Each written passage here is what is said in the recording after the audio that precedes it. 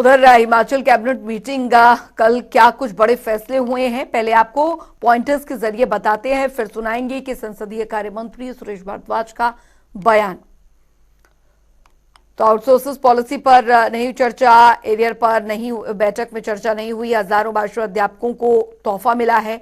शास्त्रीय भाषा अध्यापकों को टीजीटी को पदनाम और राजकीय महाविद्यालय खैर कटान पॉलिसी में संशोधन होगा। बारिश से नुकसान पर चर्चा हुई है। बारिश से मौत पर संवेदना प्रकट की गई। आउटसोर्स पॉलिसी पर चर्चा हालांकि नहीं हुई है। एरियर पर बैठक में चर्चा नहीं की गई। हजारों भाषा अध्यापकों को तोहफा मिला है। शास्त्रीय भाषा अध्यापकों को टीजीटी पदनाम मिला है। राजकीय महाविद्यालय तल में भरेंगे रिक्त पद और गैर कटान पॉलिसी में संशोधन है वो होगा। तो बारिश से नुकसान पर चर्चा हुई है।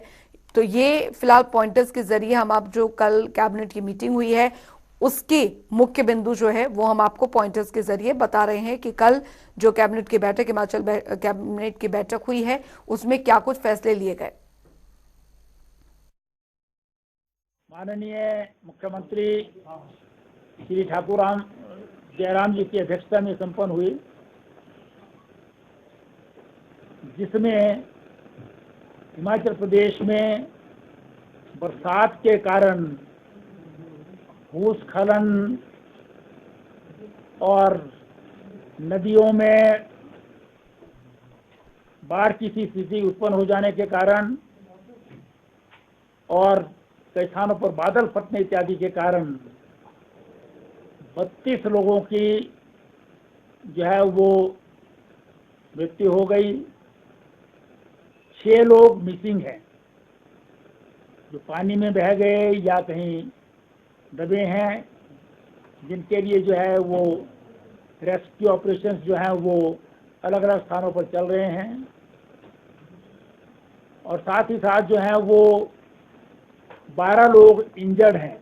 सरकार इस संबंध में जो भी सहायता मुआवजा जो है वो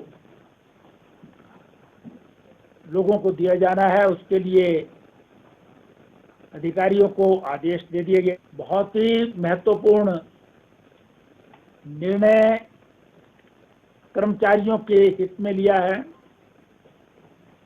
जो छठे वेतन आयोग के कारण लोगों के जो है वेतन भी बढ़ गए हैं, इस दृष्टि से जो हाउस बिल्डिंग एडवांस है,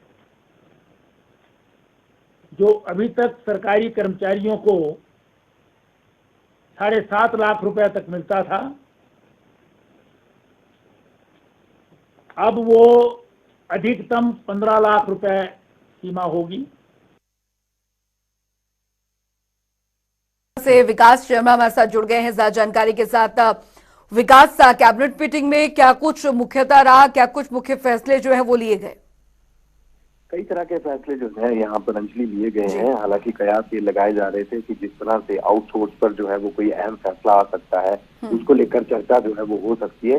कई दिनों से लगातार इंतजार जो है वो आउटसोर्स कर्मचारी इस बात को लेकर जरूर कर रहे थे कि आज इस पर चर्चा होगी और चर्चा के बाद कोई अहम फैसला जो है वो कैबिनेट ले सकती है।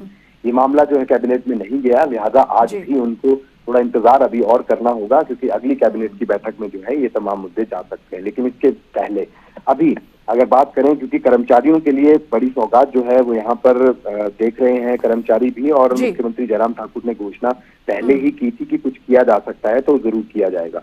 ऐसे में कर्मचारियों किसानों के लिए जो है ये कहा जा रहा है कि उनको यहाँ पर जो है बड़ी सौगात यहाँ पर मिली है। जहाँ एक तरफ जो घर लेने की अगर बात आए, क्योंकि सरकारी कर्मचारियों के लिए घर लेना अब उसके लिए जो मियाद है, जो यहाँ पर जो कर्जा लिया जाता है वो कर्जे जो है उसको बढ़ाया गया है। पहले 7,50,000 रुपए यहाँ पर जो है वो कर्जा लिया जाता था फ्लैट खरीदने के लिए, घर बनाने के लिए। अब 15 लाख रुपए जो है वो सरकार ने यहाँ पर बढ़ा दिया है, और ऐसे में 8% ब्याज पर अब ये कर्जा जो है वो यहाँ पर लिया जा पाएगा। और इसके बाद अगर ड्यूटी पर अगर किसी की मौत हो जाती है किसी कर्मचारी की, तो ऐसे उनके आश्रितों को जो है न्यूनतम 30,000 रुपए जो है वो यहाँ पर दिए जाते थे, अब वो बढ़ाकर 55,000, और ऐसे ही ये अधिकतम जो राशि है वो 1 लाख से बढ़ाकर अब 1.5 लाख रुपए से कर दिया गया है। तो इस तरह की कई ऐसी सौगातें हैं, कई तरह की चीजें हैं जिसको ध्यान में रखते हुए बिल्कुल सरकार ने फैसला जो है वो यहाँ पर लिया है। अभी रिएक्शन जो है वो सामने से नहीं आ रहा है, क्योंकि किसान बागवान लंबे अरसे से मांग कर रहे हैं और इस बात को लेकर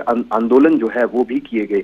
और यही नहीं, इसके साथ साथ अभी हाल ही में राज्य सचिवालय का घेराव भी जो किसान बागवानों ने यहाँ पर किया था, उसके अंदर भी ये बात कही थी कि उनके जो 20 सूत्रीय मांगे हैं उसको लेकर सरकार जो है वो अपना ध्यान आकर्षित करे।